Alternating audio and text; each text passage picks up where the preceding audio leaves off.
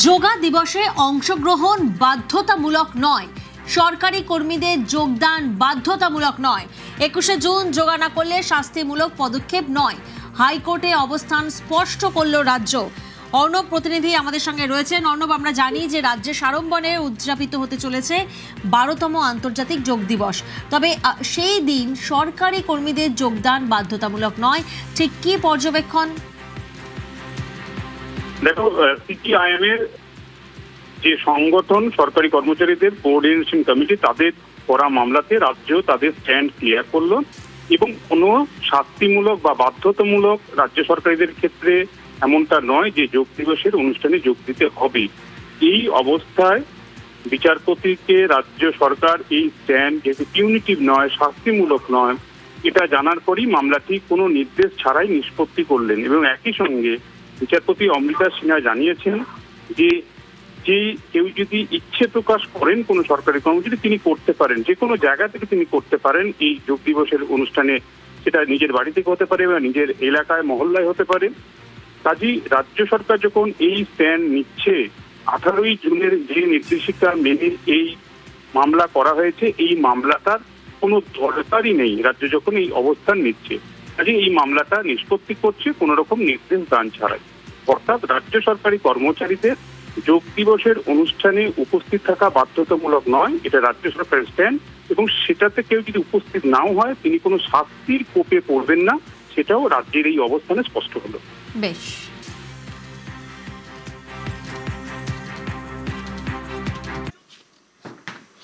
টাকিতে ইছামতির ধারে প্রচুর hotel resort এবং এই যে নতুন নতুন এত হোটেল রিসর্ট গড়ে উঠেছে, এর মধ্যে থেকে দেখা যাচ্ছে অধিকাংশই বেআইনি, অর্থাৎ কোনো রকম নিয়ম না মেনে এদিকে ওদিকে কিছু টাকা পয়সা দিয়ে সেইগুলো তৈরি হয়েছে। এই অভিযোগ বহুদিন ধরে উঠছিল, বহুবার অভিযোগ করেও কোনো সমস্যার সমাধান হয়নি। আর এবার নোটিশ। অনুপম আছে আমার সঙ্গে। অনুপম, এই অভিযোগ তো দীর্ঘদিনের, এতদিন হোটেলগুলো চলছিল, এবার হোটেল বন্ধ হলো কি করে? দেখো অতনু, এই যে সরকার পরিবর্তন হওয়ার পরেই কিন্তু এই পদক্ষেপ টাকি পৌরসভার। এতদিন এই যে টাকি ইছামতি নদীর ধারে বেআইনি ভাবে প্রচুর হোটেল রেস্তোরাঁ তারা গজিয়ে উঠেছে এবং এর আগেও আমরা কিন্তু একাধিকবার সেই খবর করেছি, কিন্তু কোন রকম প্রশাসন কিন্তু কোন রকমের হস্তক্ষেপ করেনি বা কোন রকম পদক্ষেপ নেয়নি। এইবার সরকার পরিবর্তন হওয়ার পরে এবারই কিন্তু টাকি পৌরসভার পক্ষ থেকে এইসব যেসব বেআইনি যেসব রেস্তোরাঁ বা হোটেল রয়েছে, এরকম মোট 56টি জায়গায় নোটিশ দিল এবং খুব কয়েকদিনের মধ্যেই যেসব হোটেল বা রেস্তোরাঁগুলো একদম অবৈধ সেগুলো কিন্তু ভেঙে ফেলারও কিন্তু নির্দেশ দিয়েছে কিন্তু প্রশাসনের পক্ষ থেকে, এমনটাই কিন্তু আমরা জানতে পেরেছি। ধন্যবাদ। আমরা নোটিশ তোমার সারা টাকি মিউনিসিপ্যালিটিতে নদীর ধার সহ 56টার বেশি নোটিশ দিয়েছি, বুঝলে তো। আচ্ছা, এবার নোটিশ দিয়ে আমরা তাদের কাছে তাদের উপযুক্ত যা ডকুমেন্টস, সেই ডকুমেন্টস আমরা জমা করতে বলেছিলাম পৌরসভায়। আচ্ছা, এবার যাদের আছে অনেকেই করেছে জমা, এবার আমরা সেটা ভেরিফাই করে দেখছি যে কাদের সঠিক আছে, কাদের ভুল আছে, কারো বাড়িয়েছে কিনা, যাদের কাগজে আমরা মিল পাচ্ছি না, এবার তাদের নোটিশ দিয়ে আমরা জানিয়েছি তারা কর্তৃপক্ষের সাথে যোগাযোগ করুক, অন্যথায় প্রশাসনিকভাবে যা ব্যবস্থা নেওয়ার প্রশাসন সেটা নেবে। দিকে দিকে চলছে ডিম থেরাপি, অর্থাৎ যা কাজ এতদিন করেছেন, যেভাবে মানুষের ক্ষোভ বেড়েছে, তাতে কেউ টাকা ফেরত দিয়েও ডিম থেকে বাঁচতে পারছেন না। আবার কেউ দেখা যাচ্ছে পুলিশ তাকে গ্রেপ্তার করেছে, তাকে আদালতে নিয়ে যাবে, তখনও ডিম ছোড়া হচ্ছে। অর্থাৎ পুলিশের উপর ভরসা আছে, প্রশাসনের উপর ভরসা আছে, কিন্তু এতদিনের রাগ ক্ষোভ সেটাও তো রয়ে গেছে। আর তারই প্রতিফলন হলো এই সব ছবি, আসানসোলের ছবি। পুলিশ কোনো মতে, বা বলা যেতে পারে পুলিশের আড়ালে হেলমেট পরে লুকিয়ে পার পাওয়া যাচ্ছে না।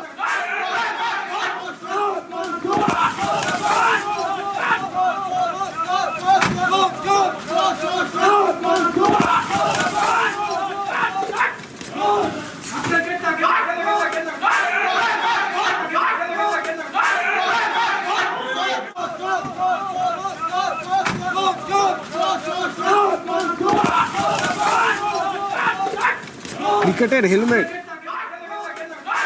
পুলিশ চারদিক থেকে আটকে রেখেছে বা ঘিরে রেখেছে বলা যেতে পারে, তার মধ্যেও কিছু নিখুঁত টিপ গিয়ে লাগছে গায়ে, মাথায়। বারাবণীর সালানপুরের বিজয় সিং, এই বিজয় সিং এর তার বিরুদ্ধে এত ক্ষোভ, তার চোর চোর স্লোগান, তাকে ডিম ছুঁড়ে মারা হচ্ছে কেন, কি কারণে ক্ষোভ, তার বিরুদ্ধে অভিযোগ কি, জানবো দীপক আছে আমার সঙ্গে। দীপক, দেখো, একেবারেই সহসভাপতি ব্লকের শুধু নামেই এক কথায় বলা যেতে পারে দাপুটে সালানপুরের নেতা বিজয় সিং উর্ফে ভোলা সিং। ভোলা সিং নামেই পরিচিত সালানপুর অঞ্চলে তার ত্রাস। বেআইনি পাথর খাদান থেকে শাসক দলে, তৃণমূল জামানায় শাসক দলে থাকাকালীন বিরোধী দলের কর্মীদের হুমকি, বাড়ি ছাড়া, তার অত্যাচারে বাড়ি ছাড়া হয়েছে একাধিক কর্মী সালানপুরে। শেষমেশ সরকার বদল হয়েছে, মানুষের ভয় কেটেছে, তারপরেই বিজয় সিংকে গ্রেপ্তার করেছে এবং গ্রেপ্তার করে যখন থানা থেকে তাকে বার করা হচ্ছিল, মাথায় হেলমেট পরিয়ে বার করা হচ্ছিল। কিন্তু এই খবর যখন ছড়ায় সালানপুর অঞ্চলে, সাধারণ মানুষ যারা তার অত্যাচারে অত্যাচারিত হয়েছে তারা আদালতে এসে পড়ে। তাকে যখন আদালতে প্রবেশ করছিল তখন তাকে দেখে চোর চোর স্লোগান এবং ডিম বৃষ্টি করতে থাকে। এইভাবে সন্ত্রাস চালিয়েছে এক কথায় বলা যেতেই পারে সালানপুরে। সেই সন্ত্রাস থেকে মুক্তি পাওয়া গেছে তার গ্রেপ্তারের পর। ধন্যবাদ।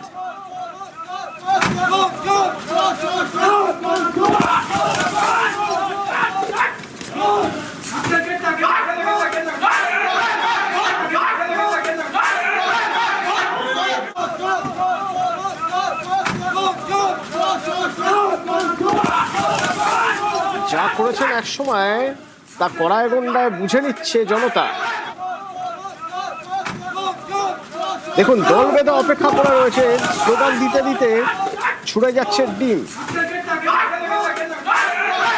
যা যা অভিযোগ ছিল সেই অভিযোগে গ্রেপ্তার, পুলিশ আইনত পদক্ষেপ করবে, কিন্তু পুলিশের উপর ভরসা থাকার পরেও খুব রাগ কমছে কই?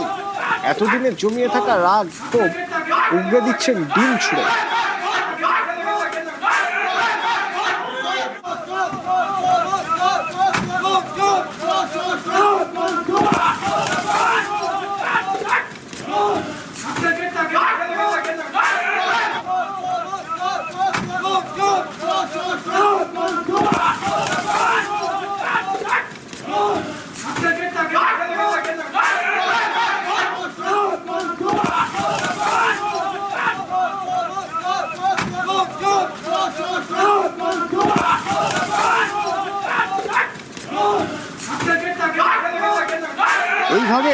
এইভাবেই একের পর এক ডিম ছোড়া হচ্ছে তৃণমূল নেতা, তৃণমূল পঞ্চায়েত প্রধান, পঞ্চায়েত সমিতির সভাপতি, তাদের বিরুদ্ধে। 12 বছর 13 বছর হয়ে গেল আমি হিন্দুস্তান কেবলসে থাকতে পারি না। এত খুশি হলো মন থেকে যে এরকম ভোলা সিংয়ের মতো অসুর আরও যদি 4-5টা আছে, আমি নাম বলতে পারি, সেইগুলো যদি এরকম লকআপের ভেতরে ঢুকতে পারে তাহলে আমার মতো যারা আজকে ঘর ছাড়া তারা কিন্তু খুব খুশি হবে। যে আমাদের এখানে কোনো রকম সেটেলমেন্ট থানা করতো না, এরাই করতো। ইভেন আমার নিজস্ব জমির মধ্যে এনারা কি করেছিল, মানিক্য উপাধ্যায় শিশু উদ্যান করে রেখেছিল। আদালতে নিয়ে যাওয়ার সময় উত্তেজিত জনতার একাংশ তার দিকে ডিম ও পচা টমেটো নিক্ষেপ করে। দীর্ঘদিন ধরে সাধারণ মানুষের উপর অত্যাচার, ভয়ভীতি প্রদর্শন, লাঞ্ছনা, বঞ্চনা ও সন্ত্রাসের যে অভিযোগ তার বিরুদ্ধে ছিল, সেই ক্ষোভেরই বহিঃপ্রকাশ দেখা গেছে জনতাদের মধ্যে। যারা নিজেদের অতীত কর্মকাণ্ডের কারণে মানুষের ক্ষোভের মুখে পড়েছেন বা ভয়ে এলাকায় ফিরতে পারছেন না, তার দায় কিন্তু বিজেপির নয়। এই যে ডিম ছুড়ছেন, এটাও আমাদের দিতাম না, এটাও উত্তেজিত জনতা, তারা নিজেরা তাদের রাগের বহিঃপ্রকাশ মাত্র।